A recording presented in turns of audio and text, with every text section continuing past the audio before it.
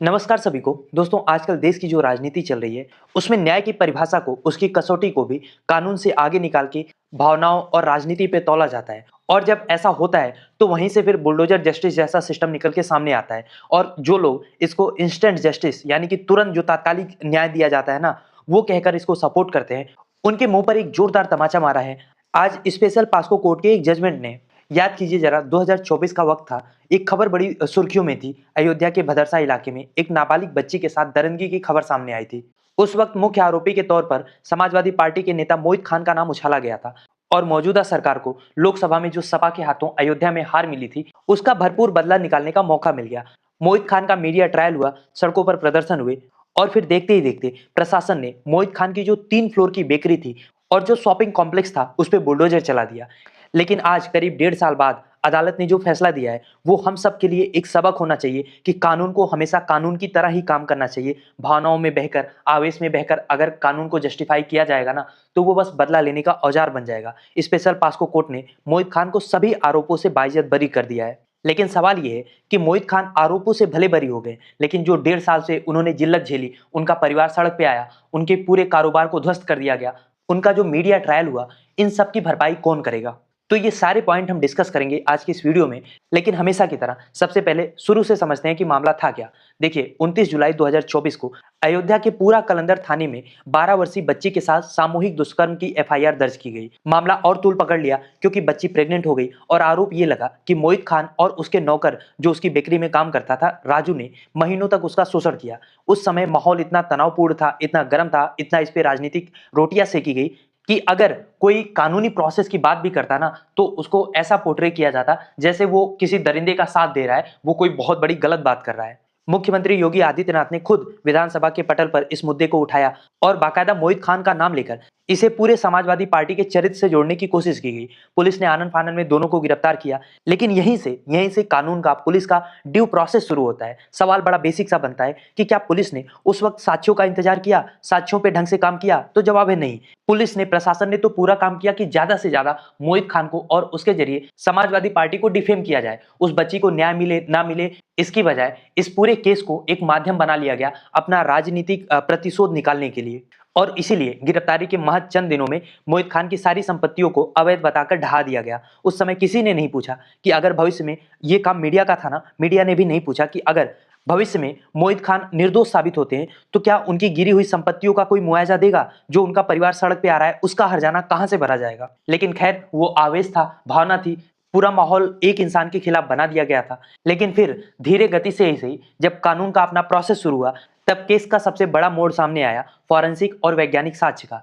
जांच के दौरान वो प्रेग्नेंट बच्ची का जो गर्भपात हुआ, उसके भ्रूण के डीएनए का मिलान दोनों आरोपियों से किया गया। और यूपी की फॉरेंसिक लैब की रिपोर्ट ने साफ कर दिया कि मोहित खान का डीएनए भ्रूण से मैच नहीं कर रहा है। लेकिन राजू खान, जो मोहित खान का नौकर था, उसका डीएनए मैच कर गया। अदालत में स्पेशल जज निरुपमा विक्रम के सामने जब ये रिपोर्ट आई, तो ये उनके जजमेंट का सबसे बड़ा एविडेंस बन गया।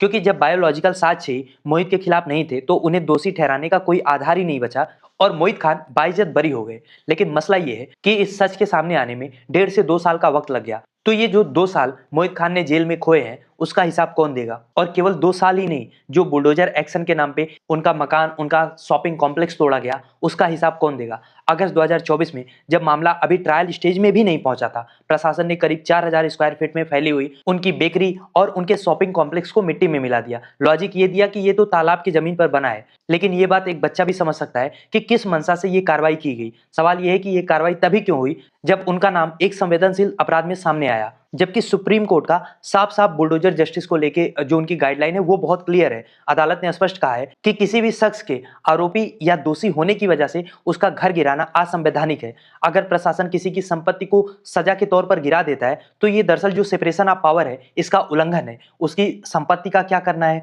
उसका फैसला अदालत करेगी, प्रशासन नहीं। मोहित खान का केस उन सभी लोगों के लिए एक नजीर बनेगा, एटलीस्ट बनना चाहिए, ऐसा हम उम्मीद करते हैं, जिनके साथ प्रशासनिक मनमानी हुई है, जो इसके शिकार हुए हैं। अब जब ये मुद्दा गर्म था, तो इस पे राजनीति खूब की गई। 2024 में बीजेपी ने इस मुद्दे को लेकर समाजवादी पार्टी को लगभग बैकफुट पे धकेल दिया था। अखिलेश यादव पर अपराधियों को संरक्षण देने का आरोप लगने लगा। लेकिन अब जब मोहित खान की रिहाई हो गई है, तो सपा को भी एक बड़ा नैतिक बल मिला है। पार्टी अब सवाल पूछ रही है कि क्या मुख्यमंत्री उन अपराधियों पर कार्रवाई करेंगे जिन्होंने एक निर्दोष को फंसाया, उसकी संपत्ति को नष्ट कर दिया। और मैं आपसे बार बार यही बात कह रहा हूं, ये जो बुलडोजर जस्टिस है ना, चाहे ये किसी भी समुदाय पे चले, इसको कभी जस्टिफाई नहीं करना चाहिए, क्योंकि दरअसल ये ड्यू प्रोसेस ऑफ लॉ की धज्जियां उड़ाता है। ये वो कलेक्टिव पनिशमेंट देता है कि गुनाह किसी एक का है और सजा पूरे परिवार को दी जाए। जैसा नॉर्थ कोरिया में होता है ना, 3 पीढ़ियों तक सजा दी जाती है, मतलब अगर आज किसी ने गलत किया तो उसके पोते तक को उसकी सजा दी जाएगी। कुछ इस तरीके की मेंटालिटी होती है दरअसल इस बुलडोजर जस्टिस के पीछे। आप सोच के देखो, अगर वो भाजपा का नेता होता, भाजपा का सपोर्टर होता,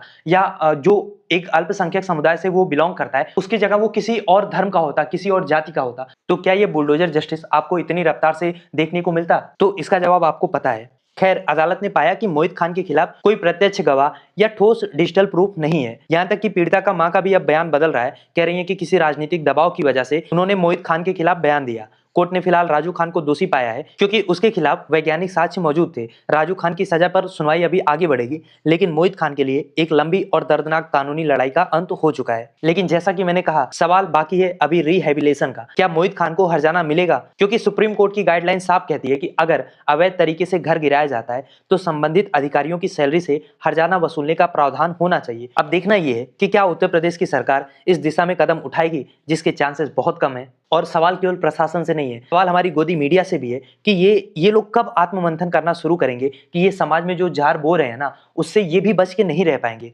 2024 के आप प्राइम टाइम डिबेट्स को याद करिए, आपके मन में, आपके जहन में, जो लोग भी टीवी न्यूज को देखते हैं, फॉलो करते हैं, उनके मन में ये बात बैठाई जा रही थी कि मोहित खान जैसा दरिंदा तो शायद कभी धरती पे आया भी नहीं हो।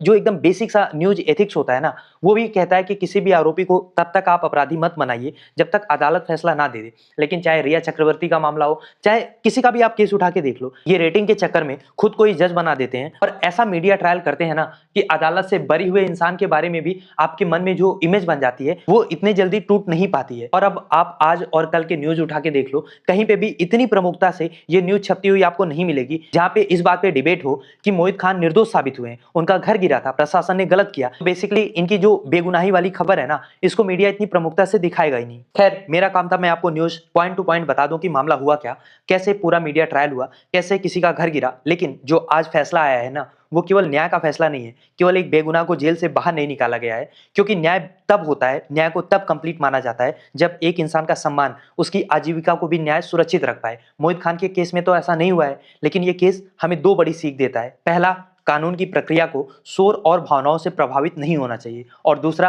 प्रशासन को कभी भी अदालत की जगह लेने की कोशिश नहीं करना चाहिए। पर आप सोच के देखो यार, मोहित खान अब जब जेल से छूट के अपने घर जाएंगे तो क्या उनको वहां पे उनका कॉम्प्लेक्स, उनकी दुकान मिलेगी, वहां उनको उनकी चलती हुई बेकरी मिलेगी? तो इसका जवाब है नहीं। समाज में उनको उतना सम्मान मिलेगा? इसका जवाब है नहीं। और इसका जिम्मेदार कौन है? प्रशासन, मीडिया, और इस नाम पे जो राजनीति कर रहे थे वो सारे लोग इसके जिम्मेदार हैं। इनको सजा जब तक नहीं होती है, इनको जब तक इसके लिए भरपाई नहीं करनी पड़ती है, तब तक आप न्याय को पूरा कैसे मान सकते हैं? खैर, आप क्या सोचते हैं इस टॉपिक को लेके? लिखिए अपनी राय कमेंट बॉक्स में। और अगर अभी तक आपने चैनल को सब्सक्राइब नहीं किया तो प्लीज चैनल को सब्सक्राइब करिए, ताकि ऐसी और भी वीडियोज हम आपके लिए ला पाएं।